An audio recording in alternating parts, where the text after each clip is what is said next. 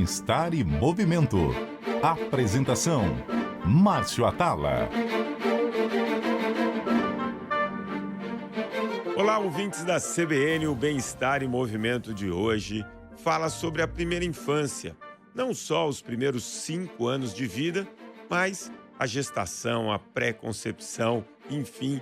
A gente vai falar hoje de tudo o que é importante nessa fase de vida para a saúde do bebê. Claro que eu precisava trazer uma especialista para falar sobre esse assunto e a doutora Tamara Lazzarini, doutora em nutrição pela Unifesp e mestre em nutrição humana pela USP, diretora de nutrição infantil da Nestlé. Tamara, bem-vinda. Obrigada, Márcio. Bom dia a todos. É um prazer estar aqui com você. É sempre um bate-papo enriquecedor. Eu falo que é uma troca de experiência muito produtiva. E falar do tema, para mim, sem sombra de dúvidas, é muito bacana, porque tem muita coisa nova acontecendo.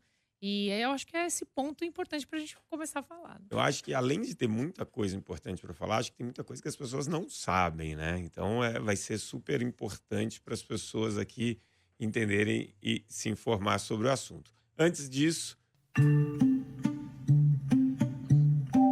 Márcio explica e descomplica. E hoje no Explica e Descomplica é sobre usar pré-treino antes de malhar. A dúvida do nosso ouvinte Carlos Eduardo Gomes. Se funciona, se não funciona. Carlos, deixa eu te falar.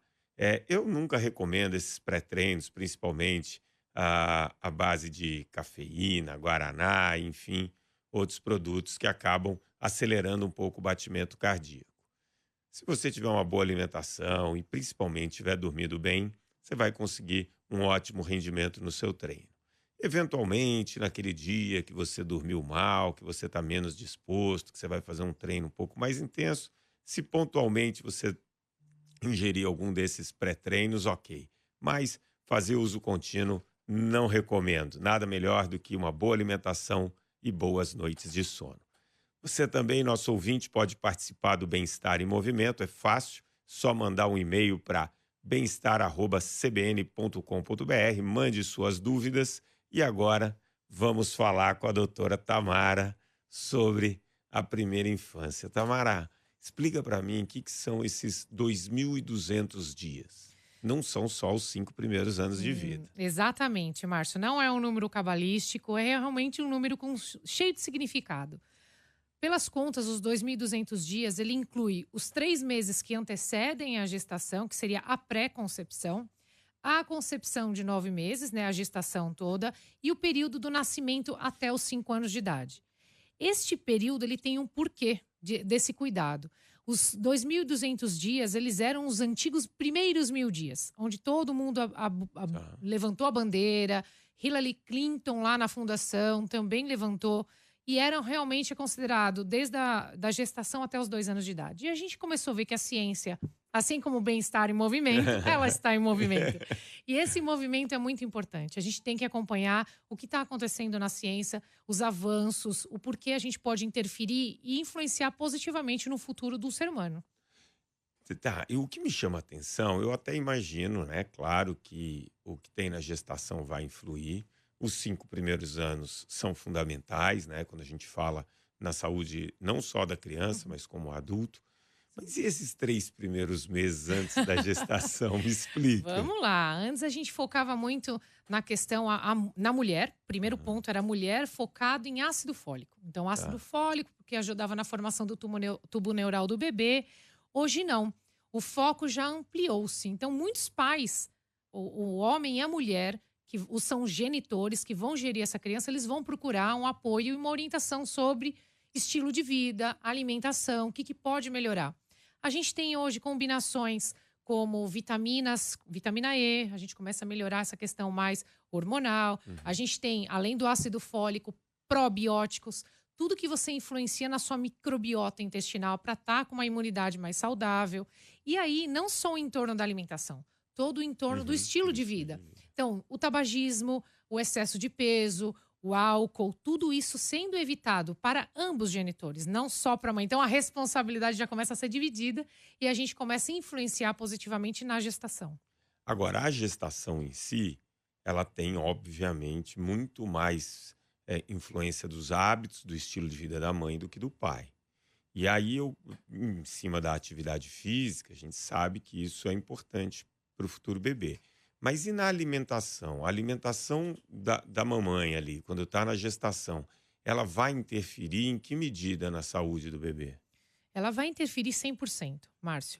Então, o primeiro estado nutricional dela, ela está eutrófica. Eutrófica, traduzindo, é dentro dos pesos de normalidade. Não com excesso de peso, nem desnutrida, já é um primeiro ponto. A gente parte daí. Segundo ponto é necessária uma suplementação, né? Então, a gente precisa, sim, de uma suplementação. Não é comer por dois, é comer para dois. Ou três, né? Se for gemelar ou se for trigêmeos. Então, a gente tem que se alimentar na qualidade, focar na qualidade da alimentação, em termos de suplementação de vitaminas, de minerais. Vai ter uma demanda maior, produção de sanguínea, toda a formação do bebê acelerado nesse primeiro semestre, tem uma estabilização no segundo semestre e o último trimestre tem uma aceleração. Antigamente, a gente focava muito em, por exemplo, gordura boa, que a gente chama hoje de DHA, aquelas gorduras boas, para o último trimestre, hoje já está se usando desde o início. Tá. Tem estudos de probióticos para trabalhar a questão do síndrome de Down. Tem questões de pré-bióticos associados, simbióticos com probióticos, né?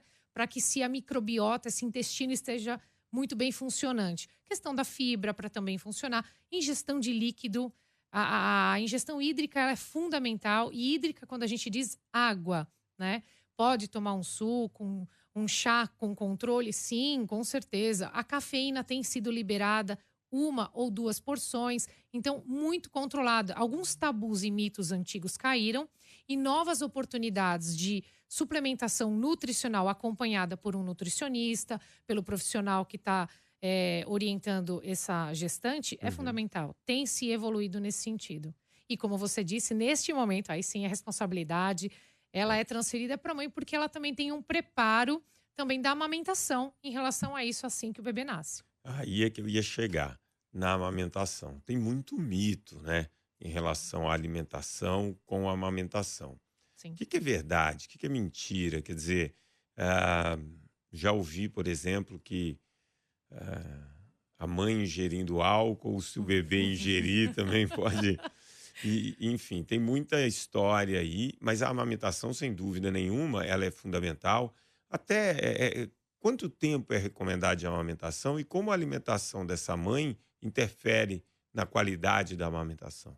Você falou muitas coisas importantes. Primeiro, cuidado com a ingestão do álcool. Realmente, isso daí ainda continua muito em vigor. Obviamente, a mãe que tem um hábito de ingerir vinho de uma forma social, às vezes experimentar um pouquinho, esse não é o grande problema. Mas a gente tem que tomar cuidado para não desenvolver nenhuma síndrome alcoólico-fetal, né?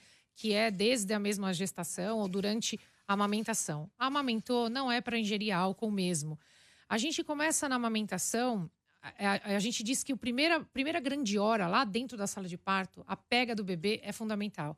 Aquela primeira hora, o colostro sai, que o colostro ele sai muito rico nos primeiros 5 dias. Naquela primeira hora, ele vai sair muito rico de imunoglobulinas, de substâncias que não existem, não são reproduzíveis em laboratório. Então, o aleitamento materno ele é fundamental, é o primeiro alimento funcional do mundo, é o mais indicado para qualquer um, não causa nenhum. Todo mundo pode consumir um leite materno assim do nascimento. Ele é exclusivo, ele deve ser orientado exclusivamente até o 6º mês. E, a partir do 6º mês, mantido até os 24 meses. Ou seja, a partir do 6º mês eu começo uma introdução alimentar.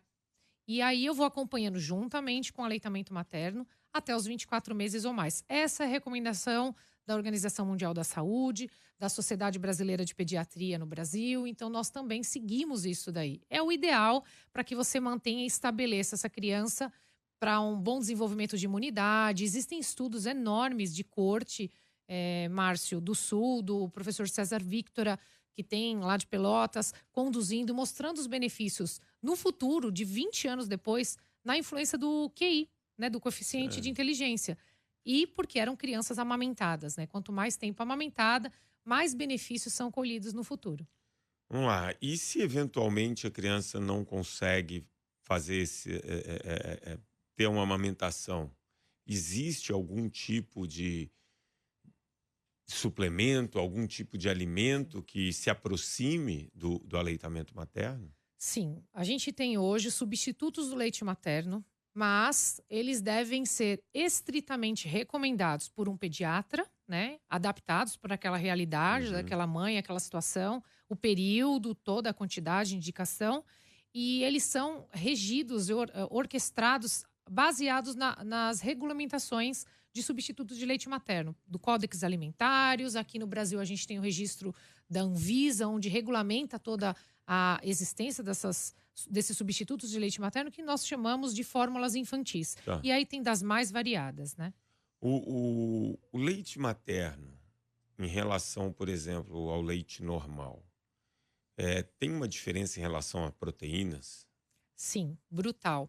Não é recomendado o consumo do leite de vaca para menores de 1 ano de idade. Tá. Por quê? Ele tem o excesso de uma proteína, ele tem excesso de eletrólito, sódio, potássio e tem totalmente carência de micronutrientes, de ferro, de óleos essenciais. Então ele é um leite desenvolvido para o bezerro.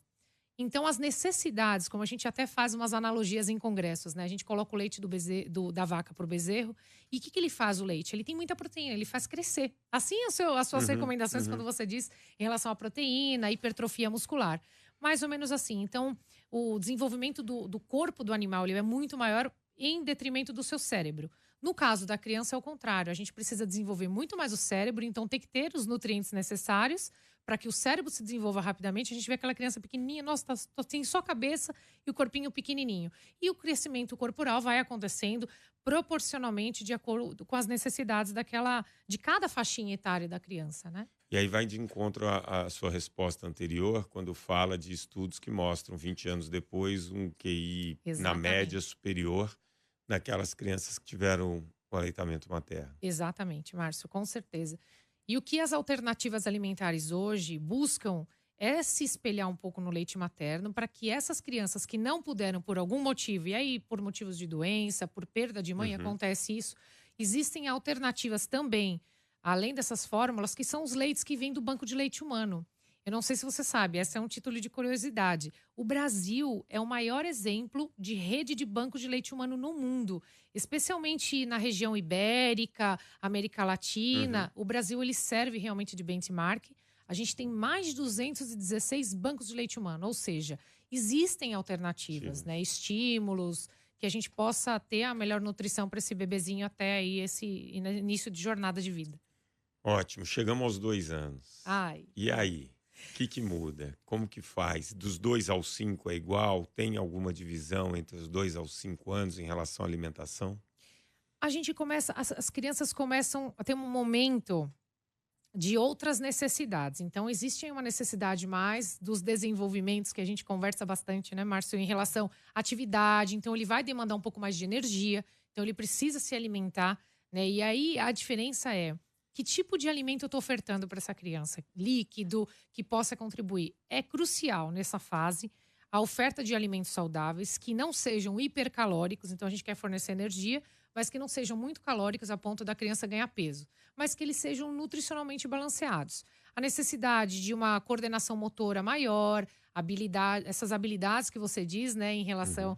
a ter habilidade, você mencionou habilidade E e capacidades. capacidade. Muito bem. Eu tenho que deixar os nutrientes necessários para essas crianças terem tanto a habilidade e a capacidade necessária para aquela faixa. Então começa mais o desenvolvimento corporal, né, de capacitação. Mas, como a gente também bem disse, a parte da gordura boa, que são o DHA, o ARA, são provenientes do ômega 3, do ômega 6, eles são fundamentais também nessa fase de pico que a gente tem também de desenvolvimento dos 2 até os 5 anos de idade.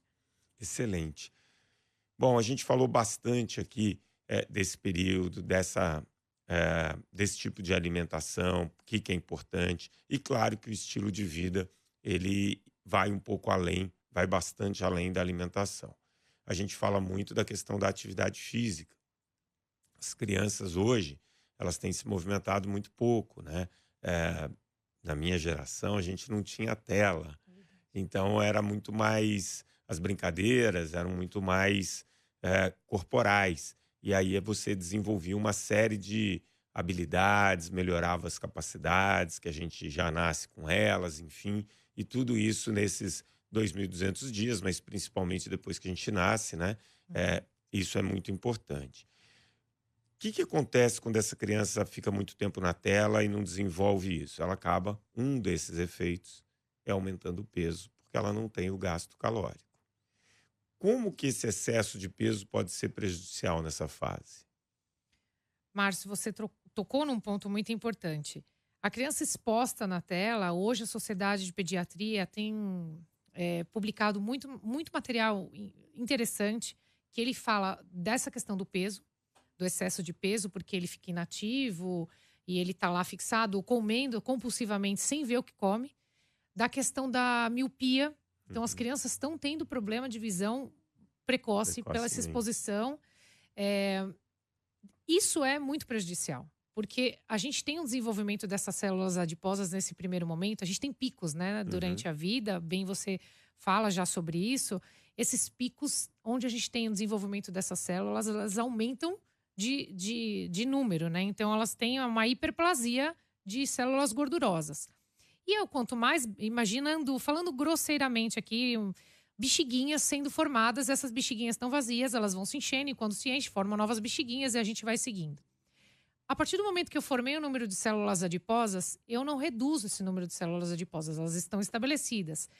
E aí começa aquele cuidado ou não cuidado. Às vezes o pai e a mãe se preocupam e a criança emagrece ou a criança engorda. Esse efeito sanfona, como você também já fala, é muito mais prejudicial também para essa criança. Esse é um ponto, a questão da obesidade. Mas existe um outro ponto que às vezes a gente não se atenta.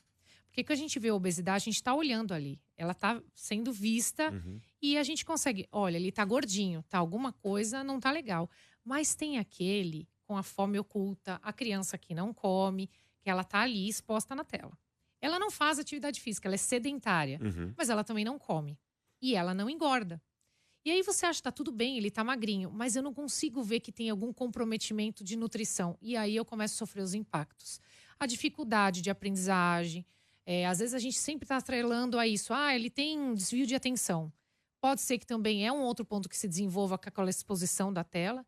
A criança está sendo exposta a muita informação ao mesmo tempo e ela está realmente não se focando, concentrando.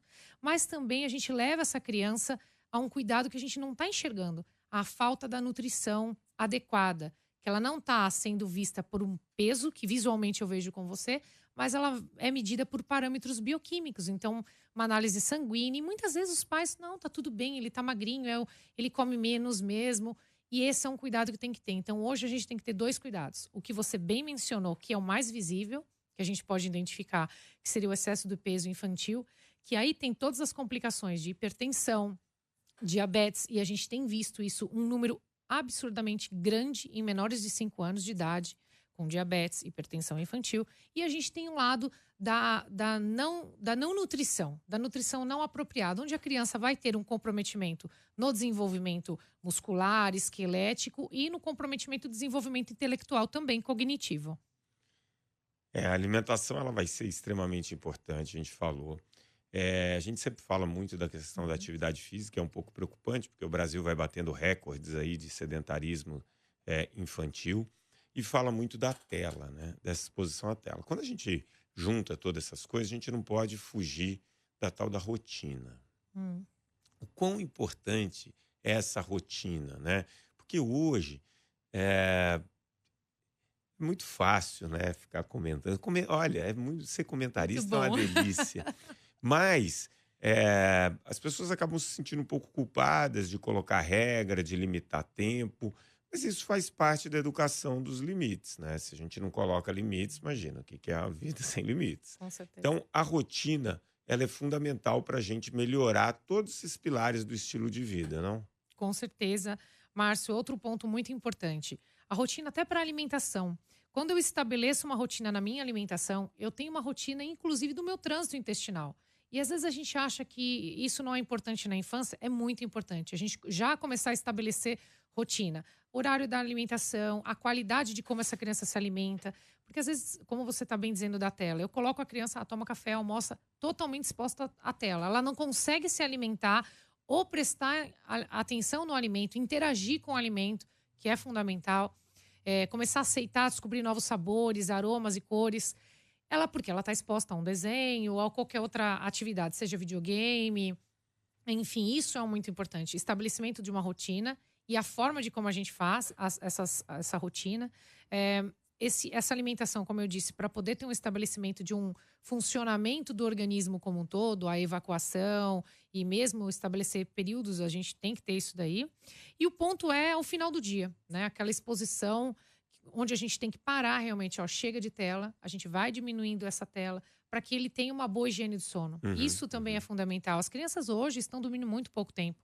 Elas estão indo até muito tarde, porque acompanham a rotina dos pais. E aí elas acordam cedo, porque às vezes vão para uma escola e elas não têm uma qualidade de sono apropriada. E elas estão, quanto mais expostas a telas, dormindo muito, muito mal. Então hoje tem muitas alternativas de mindfulness infantil, yoga infantil, para que as crianças baixem um pouco essa adrenalina e tentem realmente descansar, né? Tudo que a gente tem de mau comportamento adulto, a gente tem repassado para as crianças e isso é um crime que a gente está cometendo sem perceber. Cansar a criança é bom. Você põe ela para fazer atividade física, Muito dorme, bem. que é uma beleza. O bom é que quando você tem que pôr a criança para fazer atividade física, você às vezes tem que ir junto e ninguém Nessa idade. E aí entra uma pergunta que eu queria fazer em relação ao exemplo dos pais. Você falou da oferta alimento. É normal a criança muitas vezes recusar numa primeira tentativa, né? Agora, se a criança também, nessa fase, ela costuma copiar muitas atitudes dos pais. Então, qual a importância do pai também ter esse estilo de vida, uma alimentação bacana, para a criança acompanhe esse estilo? Com certeza. Você sabe que antes de eu trabalhar na indústria, eu trabalhei atendendo em consultório. E às vezes, quando chegava a criança ali para eu fazer uma avaliação, um excesso de peso ou com alguma. Era geralmente excesso de peso, primeiro eu tinha que atender os pais. Porque o problema não estava com a criança, estava com os pais, com o hábito que que a família tinha e que refletia nessa criança. Este é um dos pontos que eu acho que vale destacar, o quão responsável a gente é por refletir bons exemplos e passar isso. E para nós também seria muito importante. Quanto mais a gente conseguir dar um bom exemplo, a gente consegue, inclusive, melhorar a nossa nutrição, a nossa alimentação. E olha, eu tenho aí os meus bons 25 anos de área de nutrição. Na infantil eu tenho quase 15 anos. E a gente vê muita história, vê muito exemplo e alguns muito positivos que a família entende o quanto ela tem que se engajar para que a coisa flua. E outros nem sempre são tão positivos, né? A deficiência da compreensão da situação, de uma imagem corporal. Olha, o problema é muito maior do que somente o meu filho. Às vezes é mais complexo. Então, esse apoio todo de uma rede multiprofissional, como você sempre fala, de um profissional de educação física, de um psicólogo, de um assistente, do nutricionista, do pediatra, é realmente fundamental para o sucesso, né? Não é só uma restrição alimentar momentânea, como eles chamam de dieta. É uma reeducação alimentar, de vida, de estilo de vida mesmo, né? Quero fazer 2 perguntinhas rápidas aqui. Tá. Aquela história da você comer tudo, você ganha sobremesa. Isso realmente faz com que o doce tenha uma lembrança, uma memória afetiva de recompensa, isso ative de alguma maneira no nosso cérebro alguma área de recompensa ou não? Olha, Márcio, você está começando já a invadir uma área mais complexa. Que eu tenho um domínio mais limitado, mas vamos lá. Na nutrição, a gente não gosta de usar o alimento como recompensa ou brincar muito com os alimentos. A gente sabe que naquele primeiro momento, os meses onde a gente está introduzindo, a gente faz o aviãozinho e tudo mais, mas a gente tenta evitar ao máximo tanto a exposição, aquele momento da refeição, o ideal, né? Nem sempre é possível, a gente sabe. Às vezes, hoje em dia, com a rotina dos pais tão complexa, a gente sabe da dificuldade, não vamos também ser aqui tão hipócritas, porque eu mesma já vivi situações, eu falo, ai meu Deus, estou fazendo tudo errado. Né? Eu falei que eu vivi muito tempo na teoria e agora eu tenho um filho de 4 anos, agora que eu estou vivendo a prática e o quão complexo é, então para a gente também não se culpar tanto.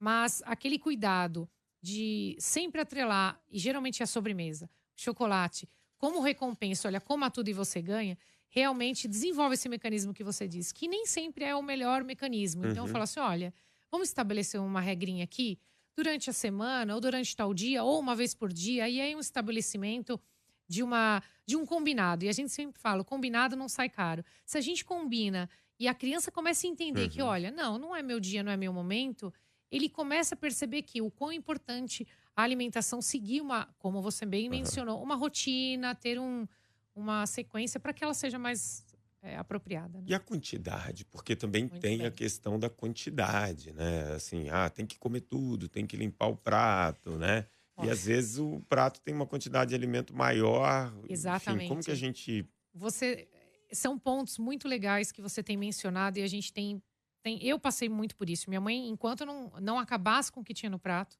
isso mesmo antigamente, eu não sei se todas as mães e pais fizeram isso. A Eu minha, comia sim. nem que se fosse fria, então estava esfria. Eu comia aquela comida gelada e ela não esquentava porque a gente tinha que seguir. O ideal é que você veja, cada criança tem o seu limite, né? Assim, o overfeeding também acontece. O Uhum. que é o overfeeding? Eu dar mais do que a capacidade dessa criança. Nos bebês, então, é muito comum. Muito leite, muito leite, muito leite, até mesmo materno. Uhum. Aí a criança regurgita, aí a mãe acha que a criança está com algum comprometimento. Olha, ela está com algum problema de disfagia, esofagite, refluxo. Não, ela só teve excesso de alimentação.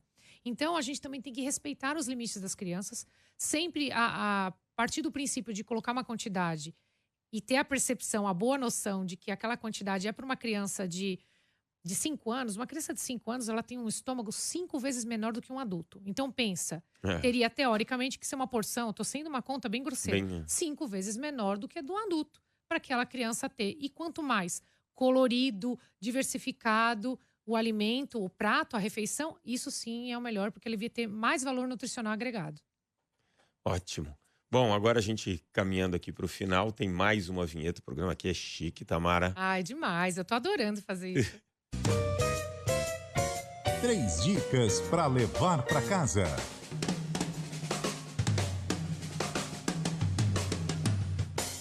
E o bom desse quadro é que eu nunca aviso o convidado, né? Ele fala, mas sou eu que tenho que dar as dicas? Eu tô só Claro. observando essa vinheta, eu tô aqui preocupada. Quais são essas 3 dicas? 3 dicas da doutora Tamara Lazzarini para os 2.200 dias de vida, os primeiros 2.200 dias. Bom, a primeira dica influencie de forma positivamente esses primeiros 2.200 dias de vida. Com alimentação, com estilo de vida saudável. Às vezes a gente tem que abrir mão, sim, de alguns abusos e excessos alimentares ou de uma falta de prática de atividade física, porque às vezes a gente tem que deixar esse sedentarismo de lado para um bem maior. Essa fase é crucial para o nosso futuro, ao futuro do ser humano. Então, desde a pré-concepção dos genitores, né, a gente cuidar do estilo de vida dos genitores até os 5 anos de idade, é fundamental para que a gente tenha uma vida mais saudável e melhor, né? Essa é a minha primeira dica. Bom, segunda dica: não use o seu alimento como um vilão ou como uma recompensa. Curta os alimentos junto com os seus filhos, viva intensamente, estimule cada vez mais o aleitamento materno. Mamães, peça apoio para uma rede de apoio. Às vezes a mãe ela se coloca muito na condição de única responsável pelo aleitamento e hoje não. A gente tem uma rede de apoio de pessoas, tanto o pai, os familiares, os profissionais de saúde, para estimular que o aleitamento materno seja prolongado. Esse é o segundo ponto. Então, o aleitamento materno também é a base de toda a alimentação. E praticar esse momento da refeição, em qualquer idade, como um momento gostoso. É um momento de união, um momento de confraternização. É aquele momento quando eu falo, pensa que vai ser um happy hour entre você e seu filho e seu marido. Faça um happy hour com seu filho, faça um happy hour no momento da amamentação. E a gente faz com que esse happy hour, que o nome já bem diz, seja um momento muito gostoso de interação, socialização familiar e vínculo. E a gente faz com que a gente guarde esses momentos. Eu tenho muita recordação da minha infância na casa da minha avó, quando a gente parava para refeição, não tinha televisão na cozinha, não tinha momento de sala e a gente confraternizava, assim como uma ceia de um Natal, ação de graças, enfim.